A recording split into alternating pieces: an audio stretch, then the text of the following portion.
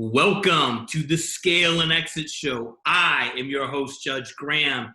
And you know every week, I'm bringing you amazing guests. And today, I've got a freaking celebrity on. I've got Coach Burt. You're a celebrity, right? I'd classify you as a celebrity, right? Personal brand celebrity. Super excited to have you on. Let me do a quick bio. So he is a motivator that embraces intense and positive. Coach Michael Burt believes that everybody needs a coach in life, but not just any coach, a super coach, a unique blend of intensity and mindset, a former championship coach combined with an entrepreneurial skill set. Evidence of Coach Burt's beliefs can be seen through him being named the youngest head basketball coach in Tennessee at 22 years old. So it's amazing. Writing his first book, first of 12 books at 25, winning his first championship by 31, building a multi-million-dollar coaching company by 39, and owning the world record for the most speaking engagements in a single day with 41. You had to have been tired on that. We got to get into that. And through his deep methodology of inner engineering people to win, his championship coaching acumen and his versatility to connect with both blue-collar and white-collar industries, Coach Burt has quickly become one of the most sought-after motivators and hottest business coaches in the world. Coach Burt finds and fulfills the biggest missing structures of companies and individuals. This includes lack of world-class explanation of services, lack of powerful lead generation systems, lack of revenue-generating follow-up, and lack of killer customer experience. Wow, Coach, what an intro. Did I miss anything? Man, it was so good. I had to put it on Instagram. Well, good. I'm like, man, this is Judge Graham is going on. I love it. Well, I appreciate it, brother, man. I am genuinely, and I'm about to get some stuff live here too. I'm genuinely excited to have you on. I hope this is my new money lab. This is my studio. I don't know if you can see behind here. I've got a bunch of cool bulls on the wall and some fun stuff. So I hope the audio and visual are going well today. But man, let's jump into it. You were doing some big things. You're breaking, a lot of, the traditional norms. You care about people. You're out in the marketplace. You're high intensity. You're moving with speed. You're doing a lot of cool things, right? We got, books that are out. You're doing these masterminds, these retreats. So tell me about, you were just at 10X. You spoke at 10X last year, right? So talk to me about, the number one thing right now that's going on. You're helping people and that you're excited about. Yeah, the number one thing I'm excited about is just building our brand of Monster Producer, which is our big coaching program. We have roughly 700 people that are participating in that every month, and we've introduced new levels. So there's now a basic level, there's a 25K level, a 40K, a 60K, and above. And basically what we've created, and I would like to say intentionally, Judge, I really just set out to coach people. Yeah. I believe that when you build a hard skill set, a primary skill, that if that primary skill really moves the needle for another person, people begin to come to you. When they come to you, you then have a network. From the network, you can exchange. And from the exchange, you can add multiple product lines. So I woke up one day, we had 500 or 600 people in this thing. And I'm like, man, this is an incredible network of like-minded people. Why don't we go on retreats together? And why don't we have one-day intensives where we go deeper? And why don't we go on plane rides together? Why don't we get a suite at 10X? And I started saying, man, we built something very special here, a community of like-minded achievers that believe in each other. So what I'm most excited about now is continuing to expand that more nationally, internationally, and I'm interested in bringing my own Monster Nation tour to the world. That was really what I saw at 10X that inspired me. There's no reason I shouldn't be having my own conferences. With the networks we built, you and I know some of the same people with Monero and Haas Pratt and all these people, and there's no reason we should be doing our own conferences, man. So I'm excited about a number of things. Yeah, I totally agree, man. And I went in on that. So just let me know. I think it's, isn't it fun, right? I mean, so I've wrote a couple books too now, and success breeds success. I'm a firm believer in that. And, I believe once there's always another level of success. So I've personally grown and sold several companies and hit that financial success, but I'm now more rewarded, and you still want the monetary things and to be compensated for it, but by giving back, by seeing breakthroughs, by taking companies that have just plateaued, and how do you get them to the next level? How do you scale them? How do you change culture? How do you create that intensity? What I love about your background. So I'm an ex-college football player, fullback. I believe, Coach, I learned more from athletics than I did in school, right? I mean, you learn what it takes to win. You know what it feels like to lose. You understand what team is, right? And your DNA, I mean, that's who you are, right? You the youngest coach in Tennessee history, and to win a championship. I mean, so that mindset, those behaviors, that has to translate to what you're doing. Yeah, I think, I believe that every person on the planet needs a good coach in their life. Those that have had a good coach know what a game changer a good coach can be. I believe who's coaching you matters. I believe who's coaching your kids is more important than who the president of the United States is. I believe a good coach can change your whole life. And so my pedigree was started very early in life. As early as 15 years old, I was a head coach at 18. I was the youngest head coach in the state of Tennessee at 21. I had won a championship by 31, and I built this powerhouse national championship program that has now won 7 of the last 9 championships. Amazing. And so I'm a coach. I mean, at the end of the day, man, and because you've been, I guarantee you've had some great coaches, you've had some bad coaches. Yeah. And those coaches, help you build knowledge. They help you build skill. They help you build desire. They help you build confidence. And a good coach should find and fill your missing structures. And so I took all of that intensity, all of that energy, all of the methodology, and I applied it to the business world. And so in last 11 years, that's all I've been doing is building championship cultures. I love that. And you're so right. I mean, I talk a lot about if companies and corporations would run their company like a winning NFL team, you're going to win freaking games, right? I mean, if you had Bill Belichick as the CEO, right, you make the tough decisions, you put in the work, you build the culture, you build the camaraderie, you get the grit, right? And you do the right plays, and you let the people excel that can excel, and you cut the people that can't. There's a lot to be learned in that, right, Coach? Absolutely. Well, you mentioned it's not easy building a culture. It's not easy. Getting an organization in an offensive posture. And that's really what I do on my corporate side is companies really bring me in to move them from a defensive posture to an offensive mobility. And what I mean by that is build sales organizations, have dedicated time to outbound effort, work a selling system, build a follow-up, know how to extract referrals. That's really what I try to build in companies and in my own company. So we're expanding with new people, new salespeople, new operational people, new team members. Right. Just to handle the demand of us growing at a rapid rate. But listen, you said earlier that I was a celebrity. I would consider myself a baby star. I feel like I got the potential to be. I think if you're not there, Coach, you're heading that way. So it's amazing. Talk to me about your philosophy on everybody getting a trophy. Where's your head at on that? My daughter, I just started coaching my 6-year-old daughter, and she's in a starter basketball league. And what I want her to learn, I want her to be turned on, number one, to the sport, because I think so many bad coaches turn kids off. I even saw that with soccer. She had a bad coach. He didn't invest any time and energy in it, and she walked away and said, I don't like playing. I don't like participating. If she had a great coach that showed some enthusiasm and got her involved and got her engaged and taught her a skill. As humans, we want to progress. Even kids, they want to learn. So do I think everybody should get a trophy? Absolutely not. I think it sets us up to fail later in life.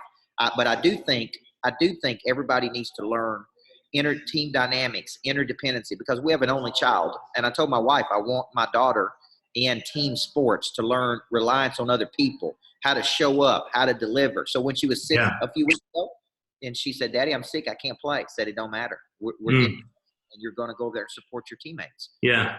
Dude. And I'm teaching her these things at 6 years old because as an only child, she only knows about her. Right. And the biggest thing, Judge, that I saw as a women's basketball coach was players that showed up at 14 years old that had very little knowledge, very little skill, very little desire, very little confidence. And that was a direct result of the coach. Poor coaching early in her career. And I would tell the parents would come to me and say, "What's the problem?" I'm like, your daughter is so far behind. Right. But she's been playing since she was 4 years old. And I'm like, but she's been playing for the long people. Now, you translate that to the business world. Most people are smart. They're going to figure things out, but there could be a long cycle of figuring it out. A good coach should speed up and accelerate the cycle by helping you with your missing structure. So yes. I study people and I go, look, there's 4 big missing structures everybody on the planet has. They don't know how to explain their services in a world-class way. They don't know how to generate new leads through a selling system or prospecting system. They don't know how to follow up 7 to 15 touches, and they don't know how to extract referrals. If we could just fix these things, they're going to get a lift. And my goal is 40% increase in a 1-year cycle minimum. And we get it consistently if they plug in and get coached. But there's a difference between desire and ambition. And I think it was Brunson said 98% of people have desire, only 2% have ambition. And the people that have the ambition crush it. Yeah, well, not only that, I would say the people that have ambition has to turn into action, right? Yeah. So I talk very, very similar. So to me, I have a saying, it's called WHIM. Where is my money? Okay, and what that is it's capitalist, but it's, from the company perspective, where is my money is the employee. Yes. Where is my money for the customer? Yes. And where is my money for the company?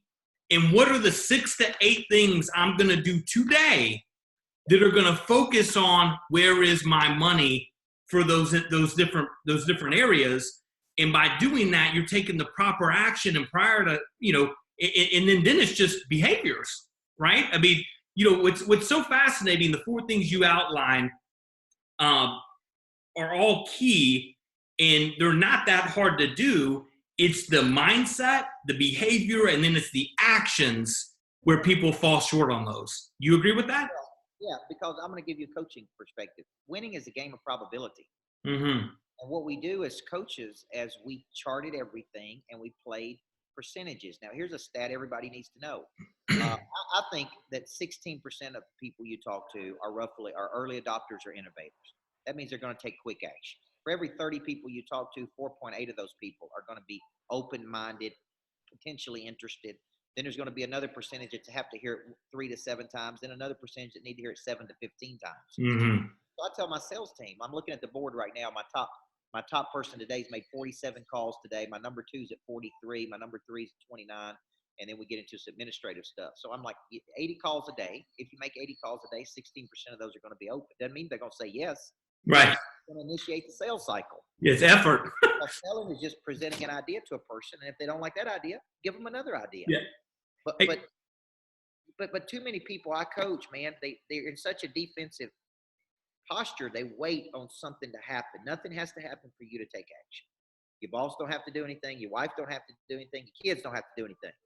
What you got to do is say, look, I'm going to create. Every day I'm in a concept of creation. I'm in the concept of creation.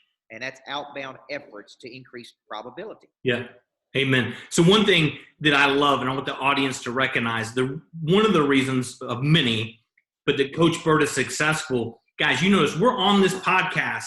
He's talking to me, and in line sight, 4 feet probably from him, he's telling me, where are my numbers? Where is my money today? So for everybody listening, he's tracking it, he's measuring it, he's optimizing it, and he's holding his team accountable, and he's coaching them to be successful.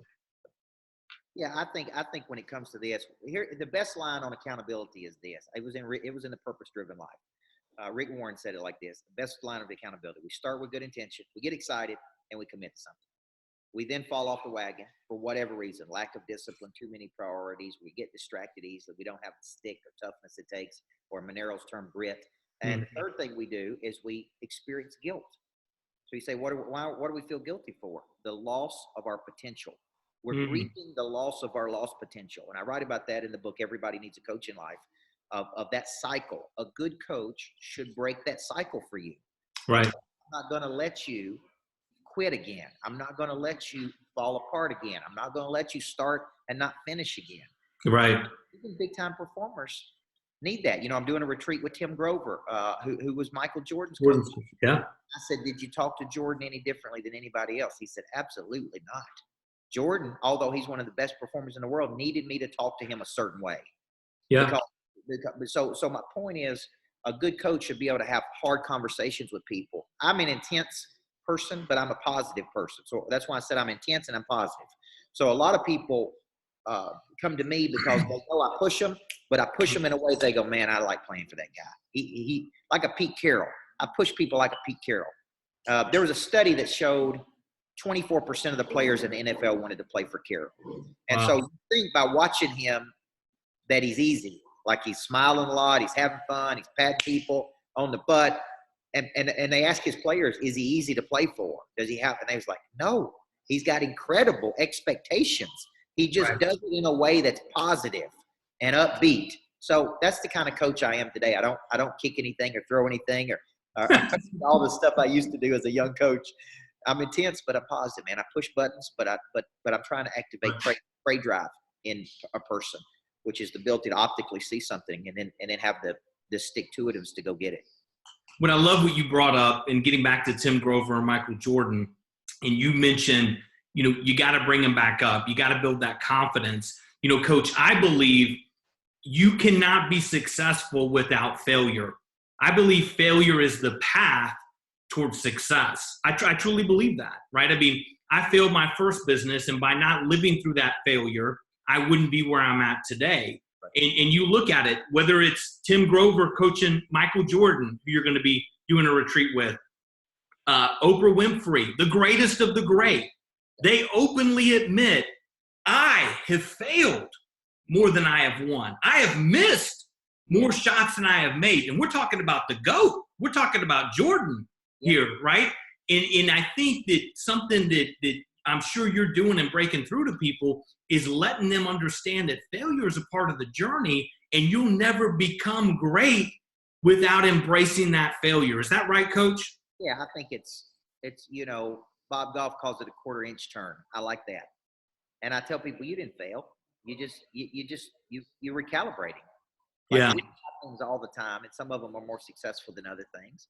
But it's my ability to have an idea and take action on an idea, knowing that it may or may not work. Like, we may make some money here, we may not. It may be a huge hit. It may not be a hit.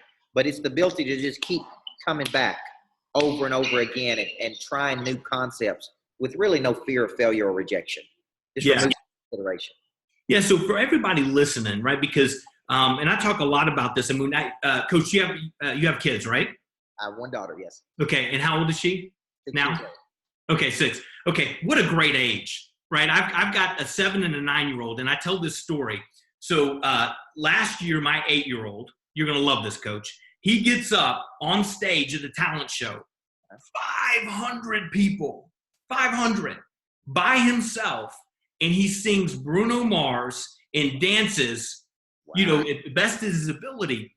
But there's this special thing in children at that age that they're not scared.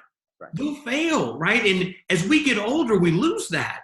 So how do you coach that through? Because if you could keep that 7-year-old in you, I believe you're destined for success, because you don't care about failure. You care about getting better.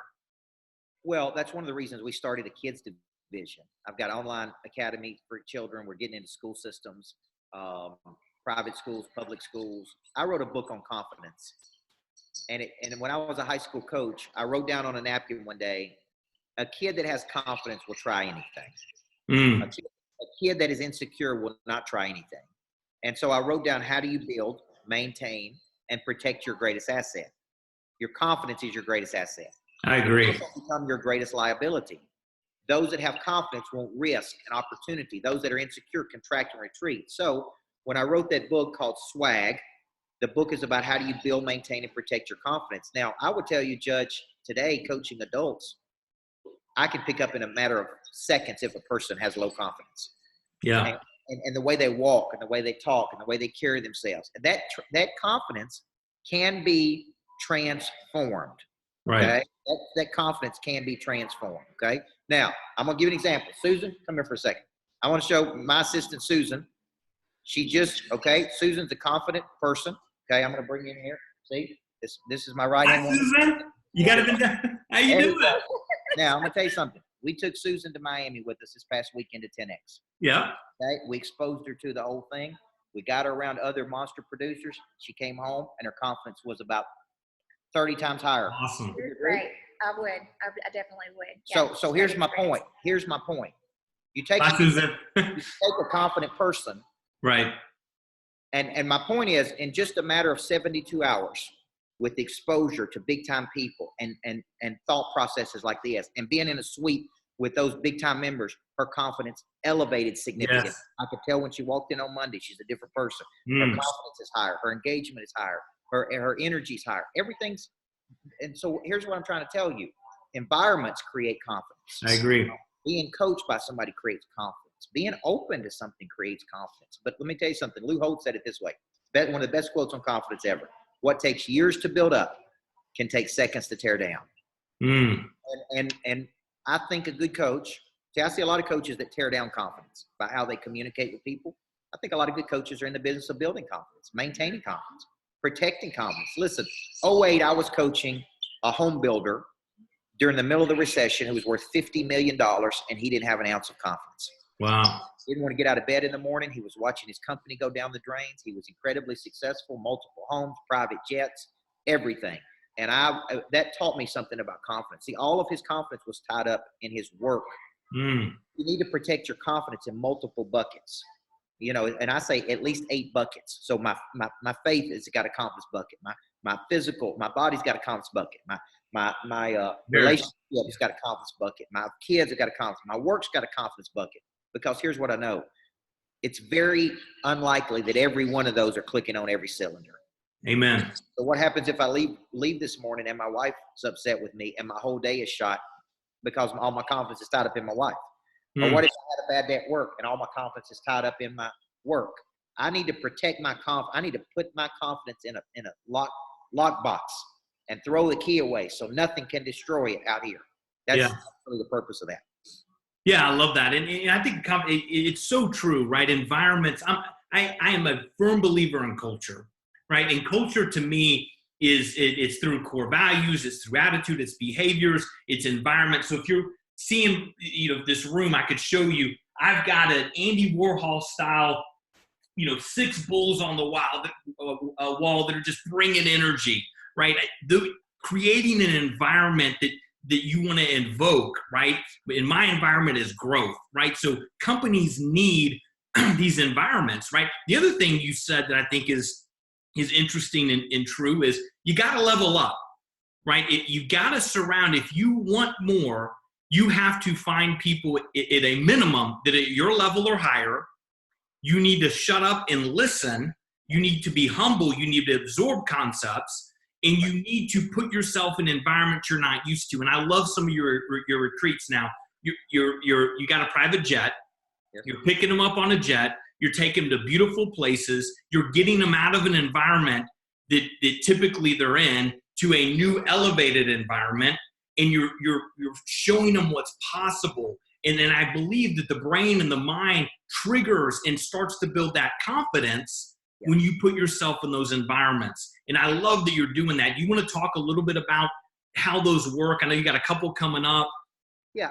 All right. So here's a statement. Every action we take is driven by our thoughts. Our thoughts are no wiser than our understandings, i.e. we can't think any bigger than what we understand. So the question becomes, how do we grow up a bigger understanding? Well, we get around people who think bigger than we do. Okay? I mean, I spoke at the original 10X in Riviera Maya, Mexico with Cardone 6 or 7 years ago. Yeah. 55 people, which is where I met Matt Monero and where I met Brad Lee. And let me tell you something. My wife went with me. And having my wife around Elena Cardone and Melissa Lee and Matt Monero's wife, my wife came home and said, okay, I understand now. I understand how we can become a power dynamic with each other. I see something I didn't see. So I've been a big fan of the retreat experience for a long time. And once we started to build our membership up, I've got different houses in different parts of the country. I buy those houses for one reason, to exchange, to create structure for my people to exchange. So we purchased a big lodge in Tennessee, sits on 23 acres. It's beautiful. We got a 9-bedroom house in Seaside, Florida. And we go back and forth between doing 3-day retreats. So, for example, coming up in March is me and Tim Grover. who wrote the book Relentless. Mm-hmm. And so a person comes in on Thursday night. We have dinner. If you're a VIP, you have dinner with Tim Grover and myself. We coach Thursday morning and Friday morning and Friday afternoon. We have another dinner on Friday night. We repeat the experience on Saturday, coaching in the morning, coaching in the afternoon. And in between that time, you get to have, sit and talk with Tim Grover, sit and talk with me. Now, how much would it cost you if you picked up the phone and called and said, I'd like to spend 2 or 3 days with you?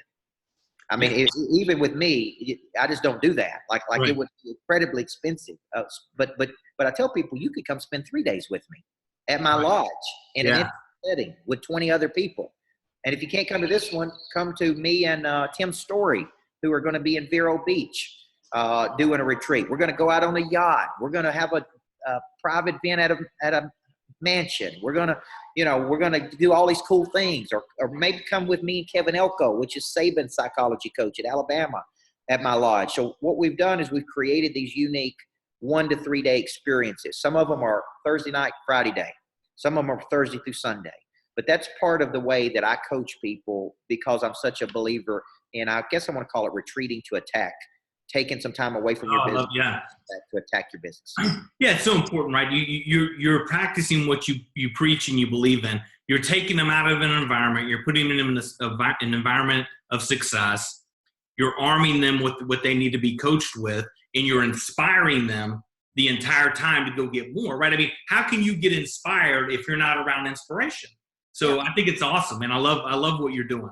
Well, and I think about the times I've been with Bradley. I remember when I was so excited that we were selling $250,000 a month in coaching, and I was on a podcast like this. I was so excited. I was like, "Yeah, man, we're selling $250,000 a month coaching services." And I got a call from Brad Lee afterward, and he's like, "Bro," he's like, "Man, don't tell people that." He's like, "It's embarrassing. That's such a low number. You should be embarrassed."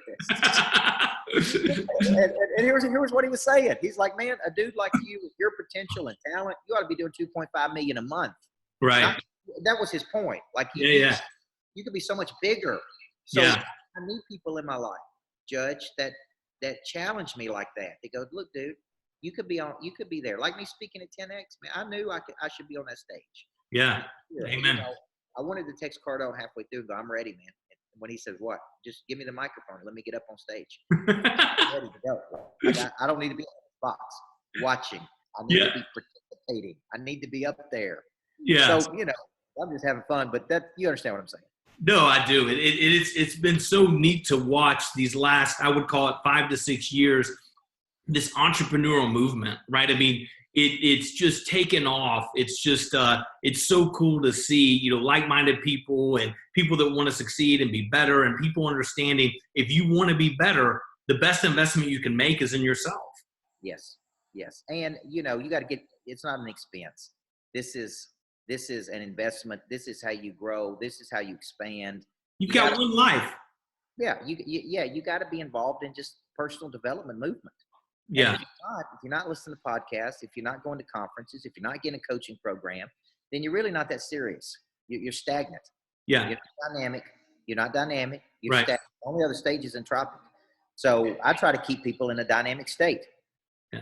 And I love this. So your wife's written Living with the Monster, which I love. So I need to connect my wife with your wife, because I'm pretty sure I'm probably a monster as well. Yes. But, it's a driven entrepreneur is a different breed, right? There's just an innate, and you'll appreciate this, Coach.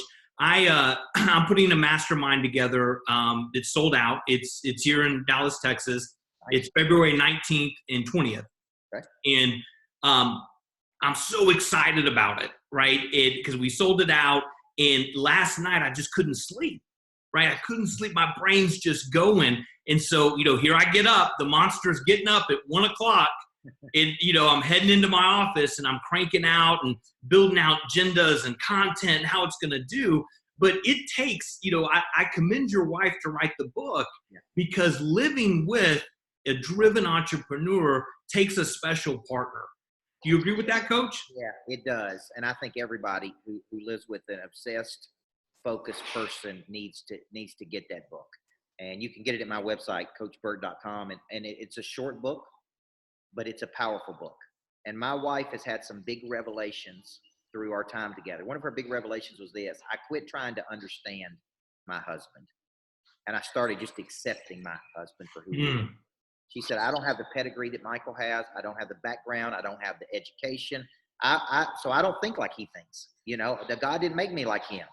So she said, when I quit trying to compete with his ambition, started accepting him for who he is, our relationship went to a whole new level. So now we're doing podcasts called Living with the Monster, which is one of our most downloaded podcasts. We're doing retreats called Living with the Monster. We're getting asked to speak at couples events where, I've got Inside the Mind of a Monster is my new book. We brought her book out at the exact same time called Living with the Monster. And it's really something that you need to read together. So you understand both sides of this equation. So it's a pretty powerful dynamic. Yeah, no, that's awesome. So Coach, love the energy, love the vision, love the, unstoppable. What's next, right? I mean, we're doing huge masterminds. You're doing these big retreats. You mentioned, there's no reason why I can't have the next 10X or bigger, right? I mean, that's the next stage, right? It's the Monster Conference. That's right. Yeah, I think what's next is to continue to grow nationally, internationally. It's to get on bigger stages. It's to grow bigger followings. It's to help more people. And like I said, I think one thing, Judge, I wrote down in my notes, because I did a show on this earlier today, like what did I learn at 10X? All of us, you have a unique ability that is different than other people's ability. There's a place for you to carve out that you can own. Niche. And it's not about replicating other people. I know for a period of my life, I was emulating other people, and it wasn't me. Now I'm to the point where I know who I am. I know what I offer that's different than what other people offers. Everybody has a niche that they can own and a unique ability that they can own. So what's next for me is taking the Monster Nation, national, international. We're now getting asked to speak at international conferences all over the world, and I'm very excited about my kids division, Monster Kids, trying to get that into schools. And, man, I just feel lucky to get up and do this every day and be around people like you and spend time with people like the team members we're accumulating. So I feel like I'm hitting a stride here, man. Amen. No, I can feel it. I can feel it and I can see it. Good. So you said one thing that it's at my core. Niche will get you rich. Right. Coach, I say all the time, you want to go an inch wide and a mile deep. Whatever you do, your processes become easier. Your story becomes tighter. Your results become better. Your staff becomes better. All those things happen when you decide to say no. Yeah. Right? And you get that clarity, right? Quit copying, own who you are, and just live in that inch wide and mile deep, and you'll be successful. Yeah, I think, I believe in mastery, which is, long obedience in the same direction. I believe 10 years of practice is where it's at. I believe you hone and refine and develop to where you are truly a master at what it is you do. And right. I think you can't be a master at everything. I think I'm constantly asking myself, what could I be the number one guy in the world at? Mm-hmm. And I'm a pure coach. I mean, I'm a pure coach. I'm not a celebrity like some of these people. I don't just write books. I mean, I'm in the business of taking low thought, converting into high thought, and really transforming a person's life and their business over a period of time, because that's what a coach should do. So I think we're just now really getting clarity about, hey, this is the spot we can own in the world. I love it. All right, Coach, I know we're getting close to closing this, and you've got more. What are the numbers now, Coach? What's the board say? They're still going up. Yeah, they're updating that right now. Okay. I like it. So we got to get you. Gamify that. I wanted to gamify it to where everybody knows where they are in relationship to each other, how many calls are going out, how many appointments are set, how many people are we pushing to class. So it's tied to our phone systems, and there's a big, you can't see it right now, but there's a big video board up front that shows exactly where everybody's at. Yeah, I love it. It's back to culture, right? You're creating, where is my money, right? You're creating a growth culture to get everybody jazzed, right? I mean, it's about that environment, right? There's a visual. You're walking past that board, and you go, oh shit, my number is lower. Right? I gotta get it up. Well, when you come in, we call this the Greatness Factory. So you come in, there's a big sign that says the Greatness Factory. And I tell people, it don't say the Complacency Factory, and it don't say the Whining Factory. It don't say the Excuse Factory, right? Yeah. It says the Greatness Factory. That's what we're trying to do here. I love it. I love it. So to wrap up, any closing thoughts you want to leave the audience with? One, I believe everybody needs a good coach. I believe a good coach can change your life. And I believe those good coaches earn 3 and 4 times the amount of money than those that don't. So if you listen to this show, Judge has got incredible energy. There's a reason you're listening to it, because you know you got some more potential, as we say in the South, which is this idea of embryonic growth. You'll be better today than you were yesterday. But you're not going to get better unless you have somebody having conversations with you don't want to have, making you do something you don't want to do. That's why you need a good coach in your life. Amen. Coach, where can everybody find you at? What's the best place? Yeah, you just search Coach Michael Burt on anything, and you should be able to find me on everything from Instagram to Facebook to everything. We put out an enormous amount of content. YouTube, put out thousands and thousands of videos. Like, it's ridiculous how many videos I put out and how much content. I've got 13 books in the market. So, pick up a new copy of Inside the Mind of a Monster and Living with the Monster, especially if you're a monster like Judge, and go out there and get that. I love it. All right, guys, if you're not following me, you probably are because you're watching this. I'm pretty much everything at Judge Graham on Facebook, at Judge Graham Business. Check out dominantmastermind.com. It's sold out. I'm freaking pumped. We got another one coming. I got my buddy Tim Hissam right here with me that's going to be a part of it with me. We're doing big things. Coach, I want to do something big with you. I want to make it happen. And as always, this was fantastic. And that's a wrap, man. Thank you, brother.